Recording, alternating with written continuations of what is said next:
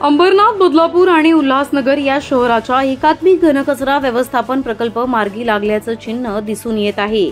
या प्रकल्पासाठी 148 कोटी 68 लाख रुपये खर्चून 600 मेट्रिक टन क्षमतेचा हा प्रकल्प बदलापूर पालिकेच्या कचरा भूमीवर सुरू केला जाणार आहे। 2 दिवसांपूर्वी या प्रकल्पासंदर्भात अंतर्गत मोजणी देखील करण्यात आली व प्रायव्हेट सर्व्हेही करण्यात आला। यावेळी ग्रामस्थांनी या सर्व्हेला चांगलाच विरोध दर्शवला। तसेच पोलीस प्रशासनाचा वापर करून सरकार आमच्यावर दबाव आणत असून या प्रकल्पाला आमचा कायम विरोध राहील अशा भावना ग्रामस्थांनी व्यक्त केल्या।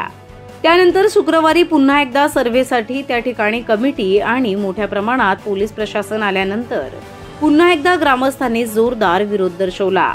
यावेळी वालिवली, साई, वसत, जांभूळ येथील ग्रामस्थांना पोलीस प्रशासनानं ताब्यातही घेतलं व त्यांना समजही दिला।